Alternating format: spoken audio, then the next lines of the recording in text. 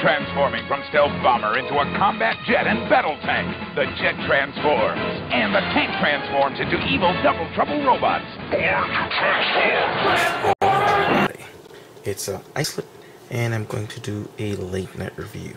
It is almost 1 o'clock in the morning, and I've got family in the next room, so if you hear laughing and whatever, that's them. They were having fun, so I'm going to be doing a review on, or tonight, tomorrow, one of those. I'm going to be doing a review on Generation 2 Dreadwing with Smokescreen. Got to put the landing gear out. Big Smoke impressive with the landing gear. Yes. Yes. So, there we go. So as you can see, this is a Dreadwing right here. He forms a flying wing stealth bomber. Actually, it's pretty nice. Let's move you out of the way. It's pretty nice.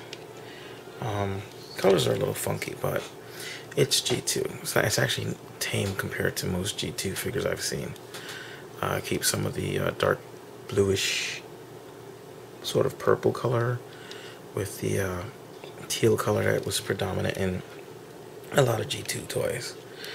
He is a Decepticon despite his instruction sheet listing him as a heroic Autobot. Yeah, so apparently his bio is that he was a pacifist and wasn't gonna, he was a pacifist, and I guess during the war Cybertron didn't realize that the war was never going to end, and this little guy right here, Smokescreen, managed to convince him to join the Decepticons because apparently this guy's not very smart. So here's Smokescreen. Now these guys have been repainted, and I think one line or another slightly retooled. I remember seeing reviews where this was Starscream and this was Megatron with, they had different colors. They were like black and whatever, and I think they were an RID, and there was also a Beast Wars 2 version, Starscream and BB, and they were black and gray with yellow, I believe. So Smokescreen is a little jet of some sort. I don't know what kind. They both sport G2. You can see them if I get this thing to focus. G2 Decepticon logos. Again, the color scheme carries over teal and this sort of dark blue, almost purple. I mean, it could be either, and the red. Now he comes with 12 missiles. They come with 12 missiles altogether. I read some online things saying it was 14 missiles. Don't care. He has enough. I'll take this. Oh, we'll worry about him later. Go on to Smokescreen. Again, like I said, he was a bomber. He's got this thing here at the bottom. It's the missiles aren't fastened in. You can see they just kind of slide out. If you come under here and rotate here, you will get. If I can rotate it, let's see. This way, I guess. Whoops, that's a little louder than I thought, but you can see it shoots out the missiles. It'll go all the way around like that to shoot them out. So he's very well armed. You can also kind of see his head right there. But otherwise, sorry about that. Battery died. Anyway, don't know what I was saying, so I'll say it anyway. Anyway, he turns into a pretty nice stealth bomber. There's like intakes right here and decals with intakes here. The stickers are pretty nice. I got this from the Pharaoh, by the way. The Pharaoh one, as usual. Very beautifully wrapped. Very, very, very nice figure. Nice, nice, nice. Got some chrome along the sides. See, that's really sexy. So, there's a bit of cable on the bottom, and there's this giant honking gun, which would probably make this very... Well, you wouldn't even be able to get off the ground because the wheels don't make contact with the ground, but still, this is pretty nice. So, we'll put him to the side for the moment. Again, a jet of some kind that I don't know, but he does kind of look like the Energon aerial bots. So, a bit of robot on the bottom, but not too bad. And sorry about that jump again. I went and instead of grabbing the right battery, I grabbed the same battery. So, anyway, yeah, so kind of looks like an Energon figure. He even has this little thing at the top that kind of looks like you could put an Energon star there. Kind of. It's pretty nice, though. So, we'll take Dreadwing, sorry. I'm so used to seeing him as BB. And we're going to get him transformed into his tank mode. To do that, you just take this guy, or actually we don't need to do that. You can take him and put him in here. There's a, first, oh, you know what, let's just do the combine mode first. There's a combine mode. Where you take the little fella and you put him in here. If you put him in all the way, it'll press the release, that'll release the wings up, and you don't really want to do that, so for now, yeah. So let's get this back up a little bit. See the combined, that actually looks pretty nice.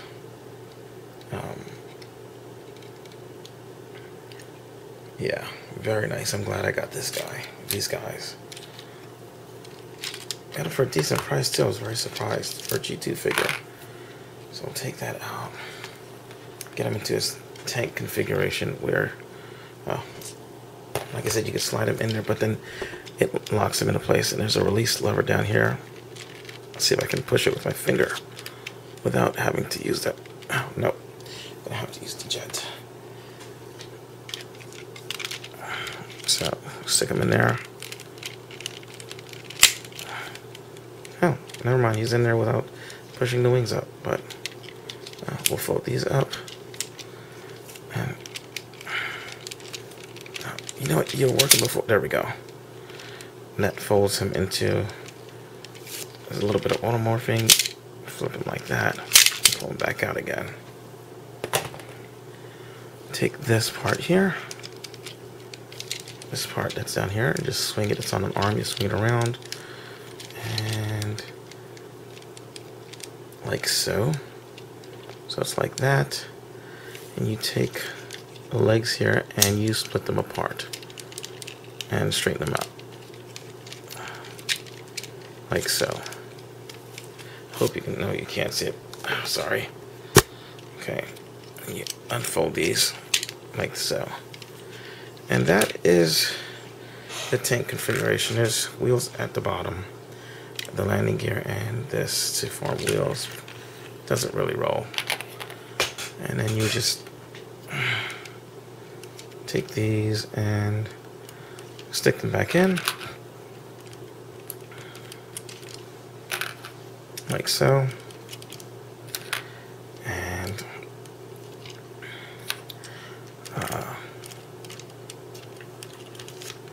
yeah, there you go. So that's the tank mode, which doesn't look much like a tank, to be honest with you. It just looks like a folded up jet thing. But it's still a pretty nice thing, you know. I wonder if he's got cockpit detail. I never actually bothered to look.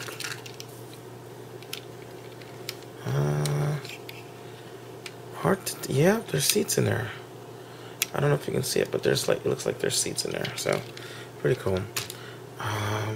So that's it for him for now. We'll get him over to the side. And there's this guy, and he doesn't really have a secondary mode, but you know, everybody likes to take these things and turn them into some kind of gear walk mode. So I found one. I made one. I'm gonna do it for you. Don't bring these down. split the feet open and swing the arms out. And to be honest with you, there's a lot of familiar transformation here. I feel like almost like I'm doing an Energon figure, or it feels like a Cybertron Scout. Let's see, how did I do this? How did I do this?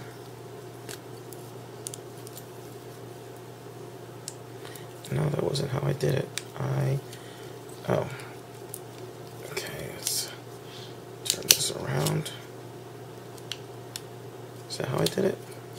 Give me a second. Oh, okay, there we go. Actually, that's a different way. I didn't know I could do it this way, but alright. So, okay. There's that. Oops.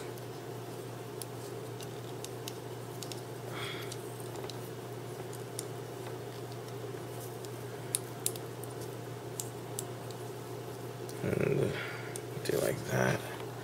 I'll put these in here. And these things do fire, and they're kind of like on a hair trigger. They don't hold together well, so I gotta be very careful. Now this isn't the way I had it originally, but this will work. So, there we go. Like gear walk mode. Oops. So yeah, there you go. Secondary mode. What do you call it? Secondary. What you might call it, and just pretend the head isn't poking out at you there. So, there we go. I was gonna say BB and Starscream. Dang it. And there's a lot of articulation on these guys. Believe it or not, I could not believe it when I got these guys. For G2 figures, which were basically an extension of G1, these things have amazing articulation. So let's go ahead and get this guy transformed into a robot mode. As we're almost there, we just take this part and flip it this way. Take this, bend it down like so, and plug there like that. And let's put these straight down. Not exactly sure, I didn't look at the instructions too much, but there you go. There he is in robot mode with his gun and the big guy's gun. So he's got some awesome light piping. Let's see if I can show it. See? I mean, this thing looks amazing. It looks amazing. The colors aren't even being done justice there. So there he is. He's about short. He's between a deluxe class and a scout class. Here's next to a 6-inch Masters of the Universe Classics figure, so you can get an idea of how short he is. So there he is. Let's take the guns off his hands for now. Ouch. And like I said, they do shoot.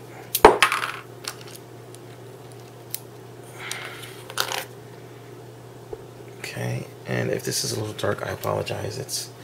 I don't have my normal light, but his arms rotate at the shoulders.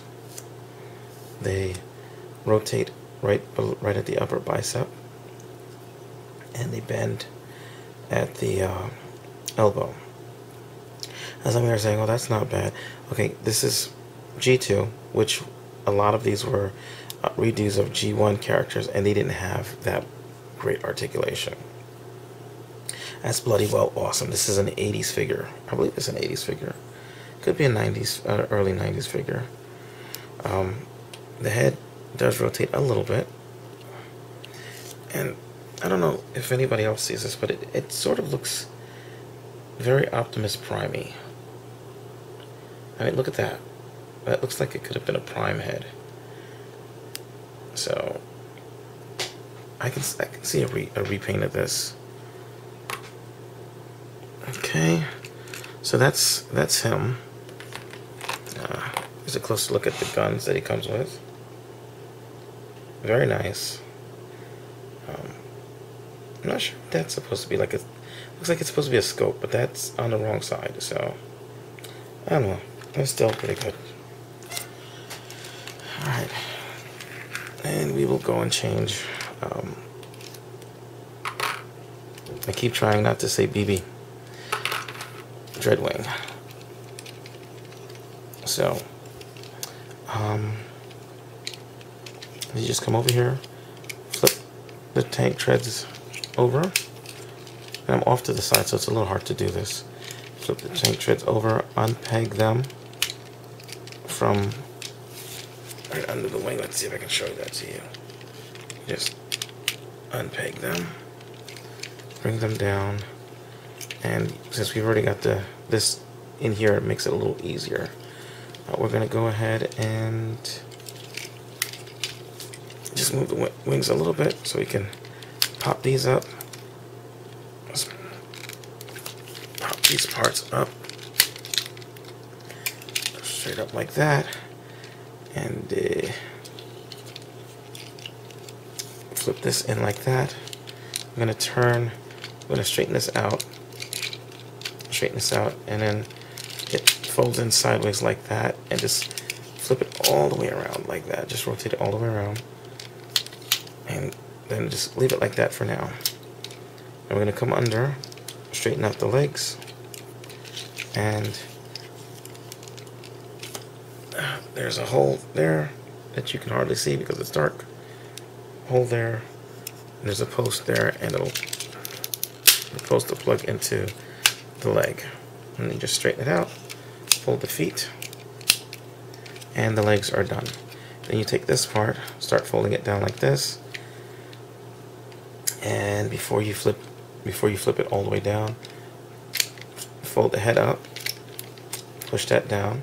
It doesn't plug in, it just sits there. At least I don't think it plugs in. Let's see. Nope, it doesn't plug in, it just sits there. Put the arms out to the side. Take these pieces right here and pull them down. I pulled it out, wasn't supposed to do that. Pull it down till it gets to there. Do the same here. And just so you know, my niece is sneaking around behind me. Yeah, so if the camera goes tumbling over, that's probably her knocking into it. Oh, that's not funny. So, and then you just take the cannon, put it right here. Again, try to straighten out the legs. Put the cannon over the shoulder, and then we'll listen to my niece talk to herself trying to find stuff. And you put the missiles back in if you want to, or keep them out. It's up to you. I like to keep everything together, so I'll put the missiles back in. And they still work. They still do. And, oh, I forgot to show you in plane mode. So before I forget, let's pretend it's in plane mode. If you push down on these bits here, it causes it's supposed to cause those to fall down, to drop like missiles, so yeah.